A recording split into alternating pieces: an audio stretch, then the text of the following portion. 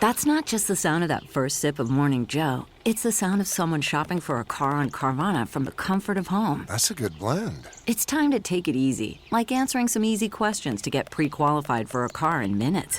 Talk about starting the morning right. Just like customizing your terms so your car fits your budget. Visit Carvana.com or download the app to experience car shopping the way it should be. Convenient, comfortable. Ah.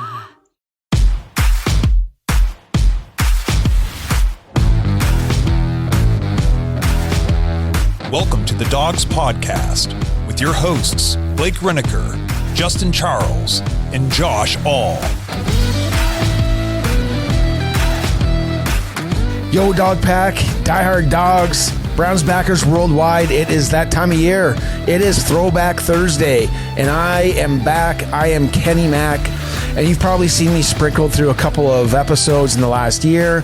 Probably go through a couple more in the upcoming year. And I just love talking Browns, and I get a chance to help out on the show. And what a time now to talk about Throwback. And Throwback is basically a chance to look at a player's history. We all love talking Browns, and we got to make time for the guys that, won a couple championships back in the day, had some really great teams, had some down times, and we're at a unique spot as a fan in our fandom. We got a team that we love that kind of left and came back, but they had the same name, get to keep the same stats. So we got to pay honor to some of those guys that kind of toughed it out during those tough times. So these Throwback Thursdays, like I said, it's a chance to look back at players' history. We can reminisce about some of the plays they made, see what they're doing now. And sometimes, we get to dive into and imagine, hey, what if that guy was on this team right now, or that team in that time period? How would that would have looked, and how would have been? But before we get started with the podcast, let's actually talk about the podcast. They're close to 10,000 subscribers, and that's be a huge feat for them to accomplish, and let's get that done for them. Just hit that sub button. Leave a comment too. Like the program, like this program. Tell me what's going on. Like them on all the socials. You're there on Facebook, Instagram, TikTok, you name it. You'll probably find them on it. You can leave a comment, tag us on the post. We'll find you. We'll comment, give you the best of our knowledge or opinion of what we can do or what we think. Last but not least, though, check out their website, and it's super easy. It's just like the name. It's www.thedogspodcast.com. You can check out the merch store. I've got some awesome stuff for myself. You can treat yourself too, and there's tons of discounts coming, especially if you sign up and become a Dog Pack member. Just get to the website, sign up. That's how I kind of got started. I was leaving voicemails, signed up as a Dog Pack member. I'm a YouTube member as well. So get on, become a part of the team, and let's go, guys. But before I get started, I do want to say, if you have missed it, do not miss the interviews those guys got to do with some of the National High School Hall of Fame inductees for this year, 2024. That episode came out on June 10th, and I think you're really going to like it. The interviews were awesome. You'll get to hear the thoughts on the state of the high school game. You'll get to hear thoughts on the Browns, football in general, life after football. But here's some of the names, guys. You're not going to believe who they got to talk to. Eddie freaking George, Ted Ginn Jr., Mad Dog Golick, that's right, Bob Mad Dog Golick, Nate Burleson, man. Nate Burleson gave him some time, and one of our faves, Coach Stump Mitchell. So don't miss that out. Remember, look up June 10th, that episode. You won't regret it. So let's get right into it. The biggest change this season is going to be at the return game, specifically the kickoff game. So let's set the stage for you a little bit and help you understand what's coming up this season. This change, man, has been noted as a drastic one. And it was termed one of the most significant ones in the NFL ever. So here's what you got to know. First of all, it's a trial run. It's for this year. It's not forever. So if they make good of it, then we're going to have it for a longer time.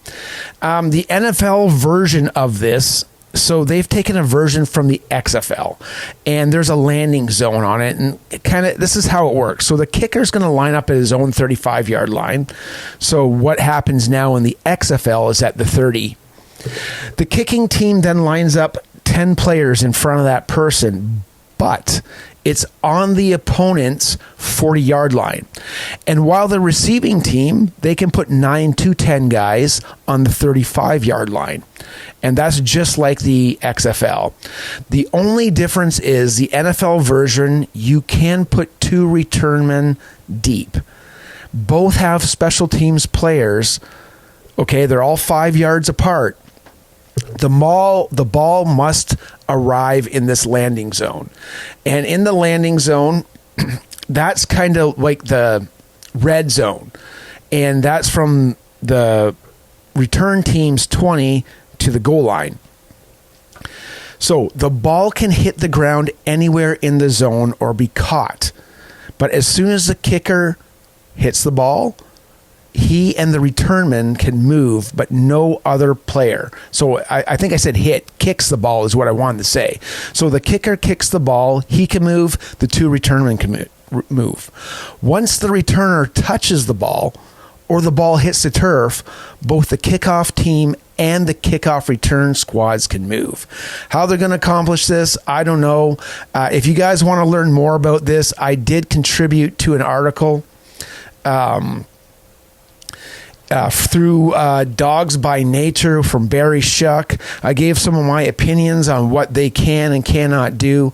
But take a look at that article. It was around August 14th, Dogs by Nature.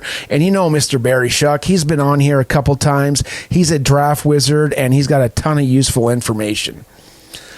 So, you guys got to know this for the upcoming season, but why am I talking about this? Well, this quick dive into this rule change probably gave away who I'm going to showcase in this episode. But if you could pick any returner through the history of the Orange and Browns, who would you take? Well, with this new rule, you know who I'm taking? Josh freaking Cribbs.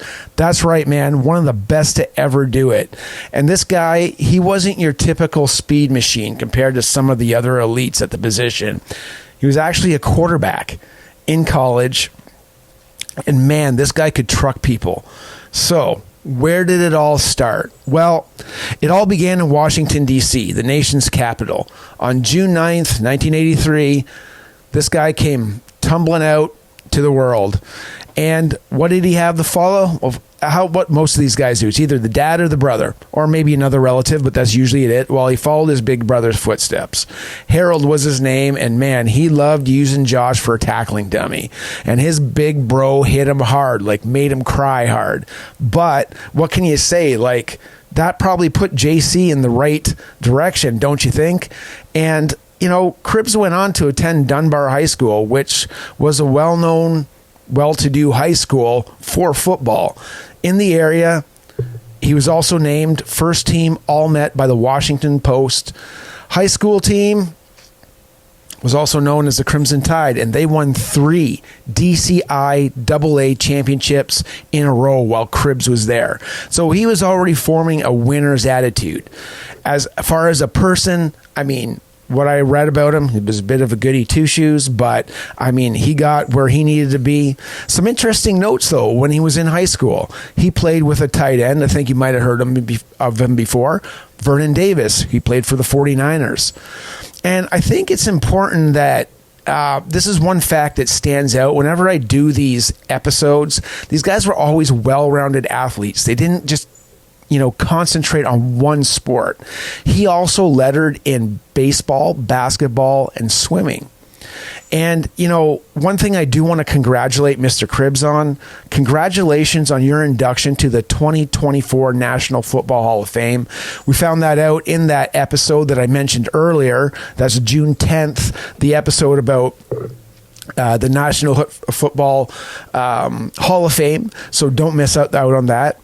And one thing about Josh Cribbs is if you would have asked him in high school what he would have done, he would have preferred probably to play baseball. And there's a story out there that he was 11 years old, and in the Washington area, the Anaheim Angels actually came out to find a young kid that they could develop and send into the minor leagues at a very early age. Well, he was one of the people with his buddy who was 12 years old while he was 11, and they finished 1-2. But it was the guy, his buddy, 12 years old, that got the contract and the signing bonus, 20,000 G's when you're 12 years old. That's pretty crazy. And he was the actual football fan of the two of them when he loved baseball, so that probably added more fuel to the fire. But what did Josh have to do? Well, I mean, he was coming out of high school, and the first thing everybody wanted to do was move positions. You can play DB, you can do this, you can do that.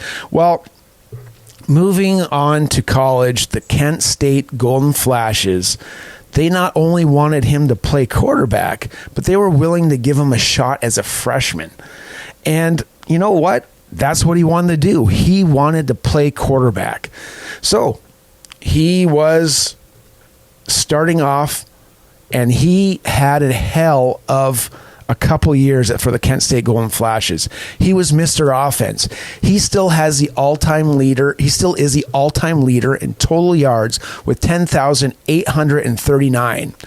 He holds a bunch of records there. So school records include rushing touchdowns, 38, passing completions, 616, passing attempts, 1,123, passing yardage, 7,169. Touchdowns scored, 41, which accumulated to another record, points scored, 246. Wow. Those are some super interesting stats. He actually even missed some time. He broke his ankle. There was a suspension. He got into a little trouble on a New Year's. I guess he got stopped or pulled over, and one of his buddies had some marijuana, and that got him kicked off the team for a little bit.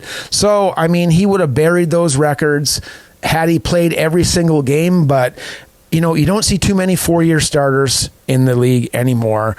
And for him to get those 4 years, he made the most of it. He's got some really interesting stats, though. And a lot of this got maybe overlooked at the combine, or maybe they just pegged him as a quarterback and couldn't move him on. But he is one of two freshmen to rush and pass for 1,000 yards.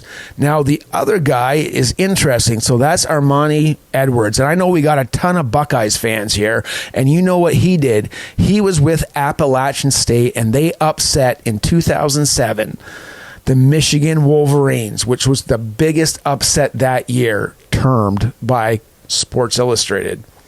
He is one of 8 to rush and pass for 1,000 yards. That's right. So remember, the last one was rushing and passing for 1,000. Not combined, he did both, so 2,000 or more yards.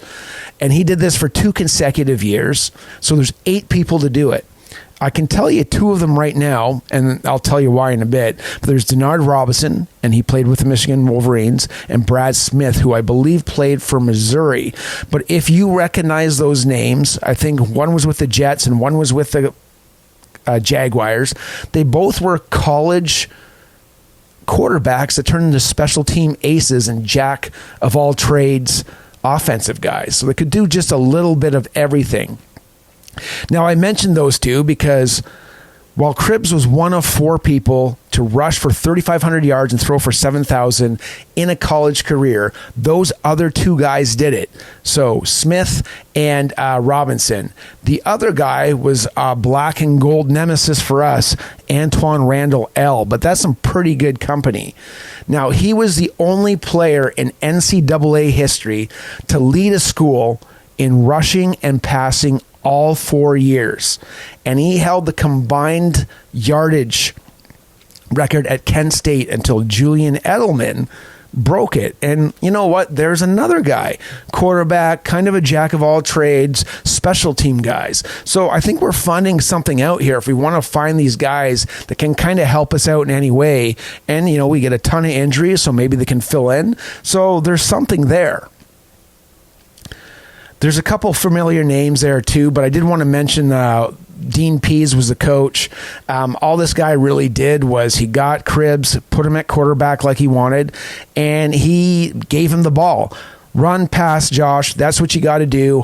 And he got that team from being poor to mediocre, because I don't think Cribbs won more than 5 games really while he was there, but he was a star. So what did the future hold for the Kent State Star? If you would have asked him when he was done and getting ready for the combine, he probably would have said DB. But right now we're going to take a quick break. Let's hear from the sponsors, and let's hear how that pro career went.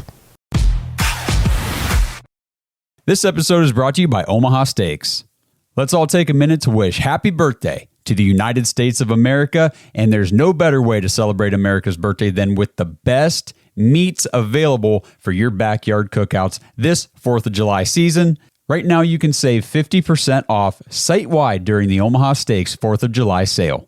So break out the grills and get ready for the 4th of July celebrations with Omaha Steaks. Get the burgers, the chicken, the jumbo franks, the brats. Of course, get the steaks. Those things are incredible. They've got appetizers, meatballs, wings. They've got desserts. They've even got wine. They've got everything you guys need to celebrate America's birthday with your friends and your family. Go to omahasteaks.com/dogs and use promo code DOGS, DAWGS, when you check out, and you'll get an extra $30 off your order. So set off the fireworks in everybody's mouth with Omaha Steaks this 4th of July. Head to omahasteaks.com/dogs. Get 50% off site-wide during the 4th of July sale, and make sure you guys punch in that promo code DOGS, DAWGS, when you check out to get an extra $30 off your order. Happy 4th of July, everybody. This episode is brought to you by Baden Sports. Browns fans, Baden Sports is your one-stop shop for all your athletic gear. Baden started out perfecting and manufacturing the best balls in the business. Yeah, if that sounded dirty, that's more about your mind than my words. But hey, it's true. Baseballs, softballs, footballs, basketballs, volleyballs, soccer balls, you name it, and Baden has engineered the highest standard sports balls available. And now they offer more than just sports balls. If you got kids playing baseball or softball, Baden has batting gloves and bats to go along with both game balls and training balls. If you're into basketball, Baden makes basketball specifically for indoor or outdoor use. Heck, Baden even has all the equipment you need for pickleball, which is one sport that I hear everyone is playing, and yet I still never have. And I need to fix that soon. But don't miss the backyard game section of Baden's website, where you can order everything you need for this upcoming outdoor season. Pool balls, backyard volleyball nets, croquet, bocce, horseshoes, cornhole, and more. Right now, you can get 10% off your entire order at Baden Sports, BADEN sports.com/dogs, DAWGS, and use promo code DOGS when you check out. That's 10% off all the top quality sporting gear you need this season. BadenSports.com/dogs. All right, guys, we are back, and we're going to recap some of Josh Cribbs' pro career, and we'll get right into it. So, for all those accolades, the Mac Star would go undrafted. He had a little bit of interest and thought overall that he'd get drafted by the Redskins. He actually had a workout with the team, and he met the coach, Bill Musgrave, who is a special consultant for us right now. This draft, though, by the Browns, if you're curious, we took Braylon Edwards that year in 2005. He was the number 3 pick. The Browns, though, once the draft had passed, they paid close attention to the local star, and they basically rounded out their 90-man roster by signing the undrafted free agent. Now, awkwardly enough, they had laid out a plan, and that's where it kind of gets awkward. So imagine if you're Josh Cribbs, you've had a stellar career in the MAC conference. The Redskins are going, you know what? We wouldn't mind you playing quarterback. A bunch of other teams are contacting saying, maybe you should go to DB. Maybe you should go here. The Cleveland Browns say, listen, if you want to start right away, we need you as a returner. We believe in your returning skills, and we're going to try you out at Josh Cribbs. Josh Cribbs, you're going to try out for wide receiver. Well, he liked their plan, and just like the Kent State Golden Flashes laid out that you're going to have a chance to start right away, he wanted to play right away, so that's why he picked the Browns. Now, the Browns had Phil Savage, they had Romeo Crennel, and like I mentioned, he wanted to play immediately. But he had no idea what to do at receiver. He had no idea what to do as a kickoff return. So he had to go to work. I will mention a quick note. I looked through the unrestricted free agents, undrafted free agents, and the Browns actually took a guy named Lance Moore that year.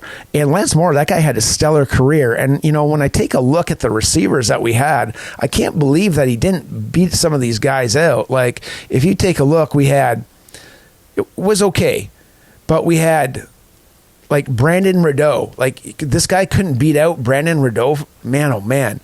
We had Antonio Bryant, Josh Cribbs, Friesman Jackson, Dennis Northcutt, and Brandon Rideau finish the year. But that's only because we had Braylon Edwards finish on the IR. So I think Lance Moore could have made the team, but I thought it was a kind of a neat note that we missed out on his services, but that scouting staff was good enough to find something in him.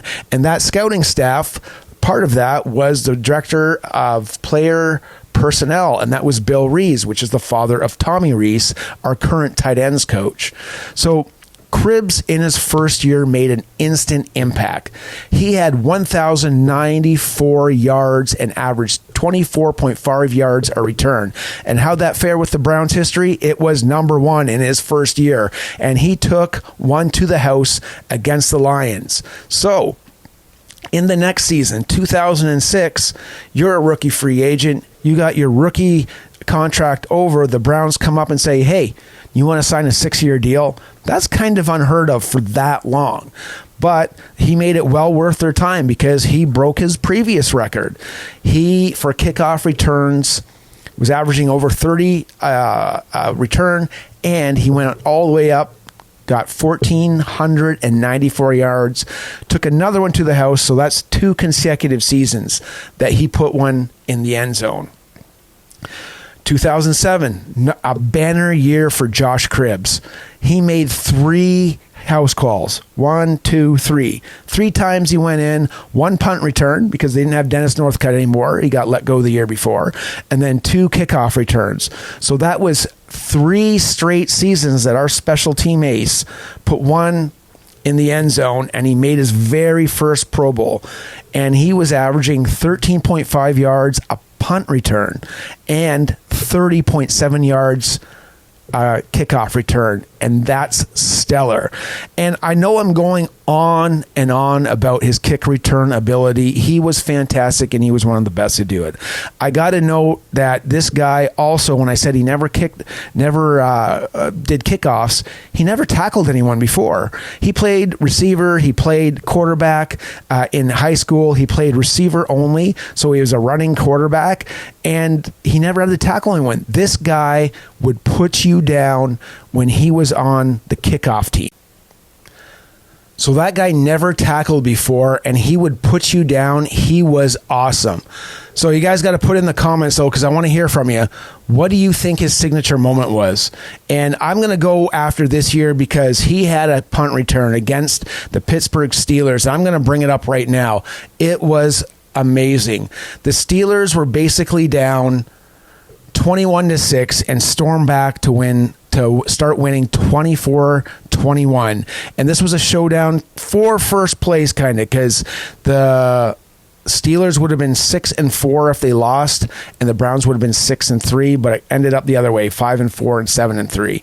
But we'll go over the touchdown. So this was 2007. This was November 11. They're kicking off. They're up 4 points, and Cribbs bobbles the ball, and actually has a foot in the end zone.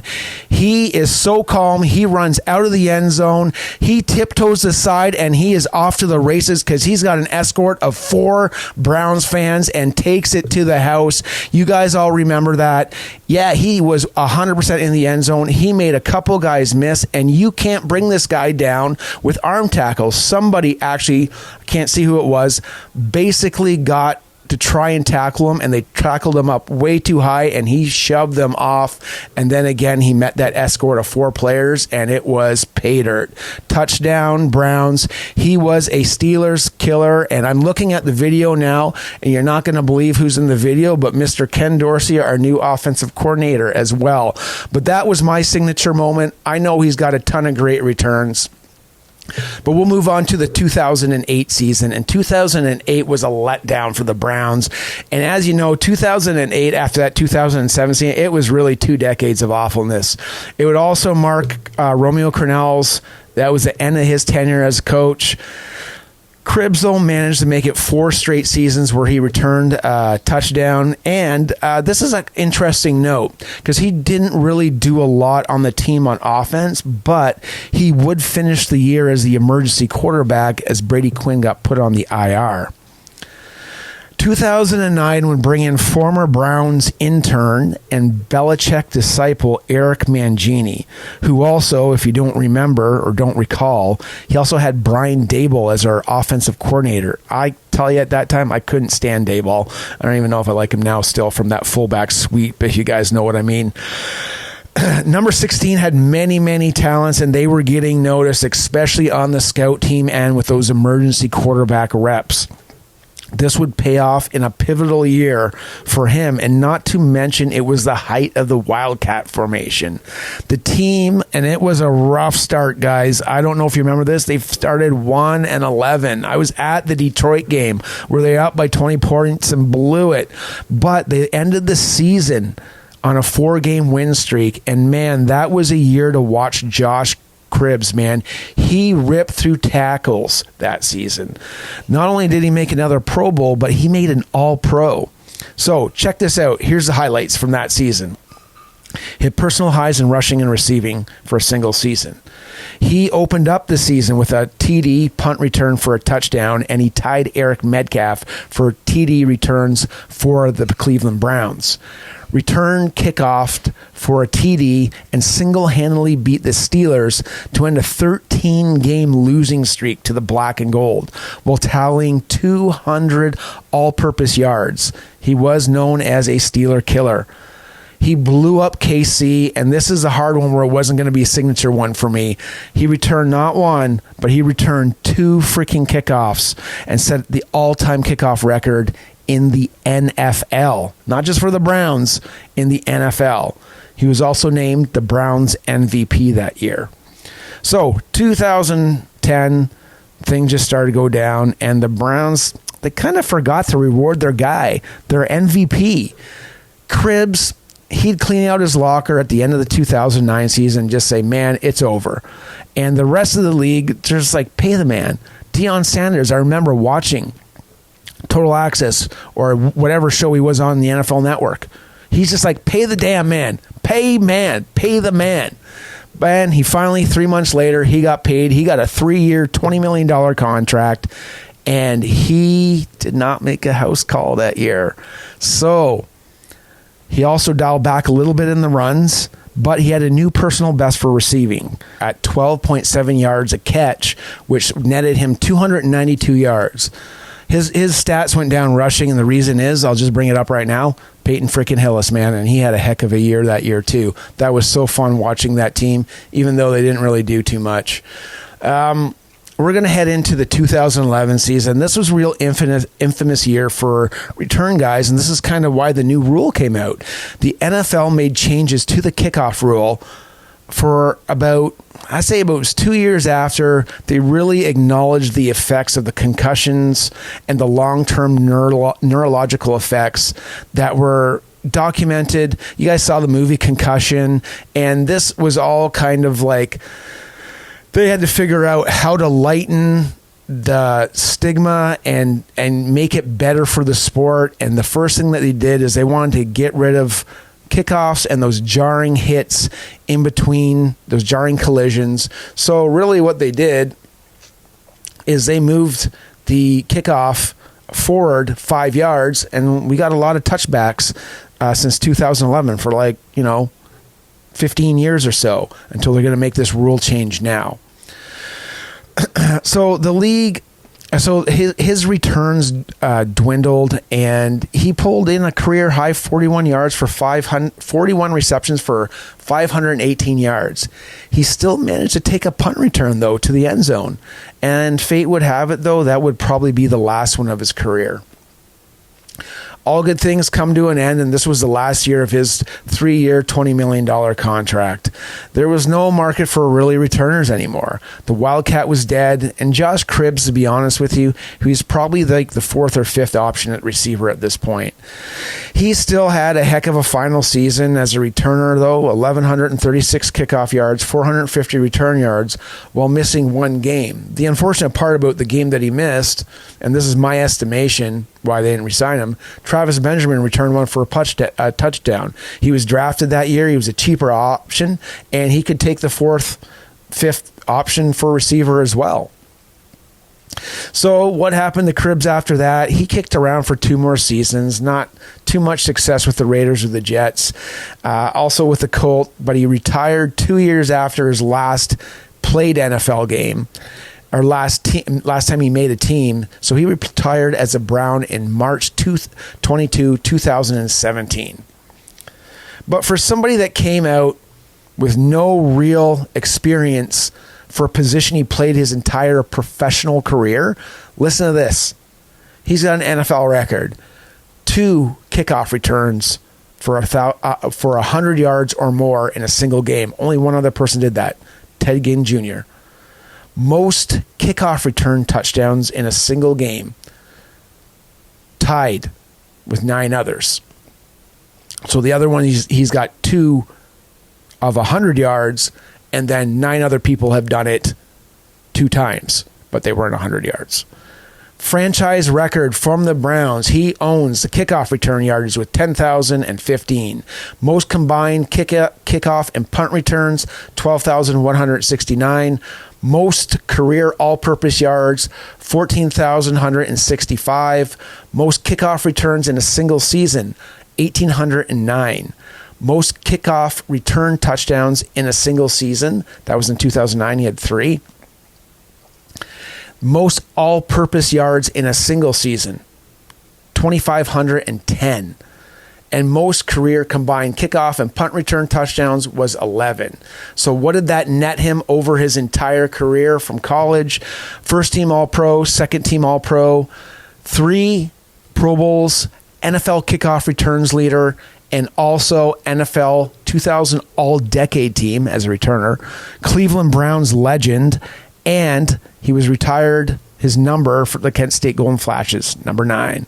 So I started this series of throwback players with Cribbs because of the changes in the kickoff returns. I really want you to remember this guy and get a feel for how special this guy was. And man, oh man, can you imagine if AB could find Coach Stefanski and Coach Vitrone, a return specialist with QB skills that could also run a Wildcat and a high degree of truckability. And I mentioned that earlier, and all that means is he could run people over. But this guy, like you got to find these gems. You got to find these diamonds in the rough. And basically what you're looking for is someone who's got heart, someone that does not want to give up. Like he literally was told by his coach, the offensive coordinator of the Cleveland Browns, every year when he scored 1 touchdown and bring it to the house, he's like, man, you only got 1 touchdown. And that would drive him to succeed more. He was a guy that, when I say you got to find a diamond in the rough, you're basically looking at somebody that, didn't know he was going to be something, but wasn't afraid to try it. And no matter the time, Cribbs made his mark on that field. And you can't tell me now that if he wasn't on this team and this supposed new kickoff system that they're doing, you need guys that can step one direction or one cut and go. Cribbs could do that. He could run you over. And if you were a kicker, he even said that about the kicker for the Steelers when he returned that one to the house that we went over. They don't want to see it coming, and they don't even want to deal with it. So what is Cribbs up to now? Man, Cribbs supports the community in Cleveland. He lives in Cleveland. He's in the North Royalton area. He has a show with his wife. It's Cribbs in the CLV.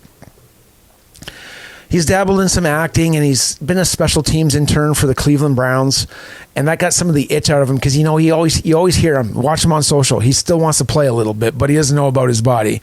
He's also done some training camp commentary with Nathan Zagura on Cleveland Browns Daily. So why does everybody love him in Cleveland? Blue collar, worked hard, worked his butt off every Sunday, just like Joe Thomas did. And that guy had drive and desire, and he still shows today in all the different things that he's doing. So all I got to say now is, man, it is time to wrap it up. And you can only imagine the possibilities of having JC16 on the field with these new kickoff rules. And Cribb, you know what kind of special wildcat version could you concoct up with this new kickoff system? Because a lot of the plays that worked out really well for him in some of those great years when he was running the Wildcat, he brought those over himself and put them in the playbook. So guys, don't forget to like this episode, comment on what was your favorite Cribbs memory, and let me know what you think of the episode. Give me some ideas for maybe some upcoming players. And don't be shy with that subscription button. So guys, have a great week, and let's go Brownies.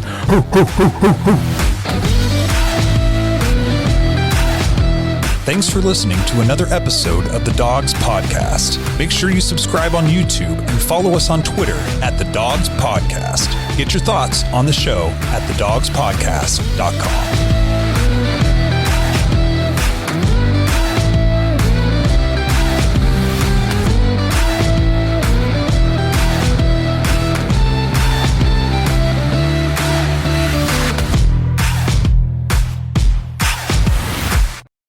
This episode is brought to you by Danger Coffee.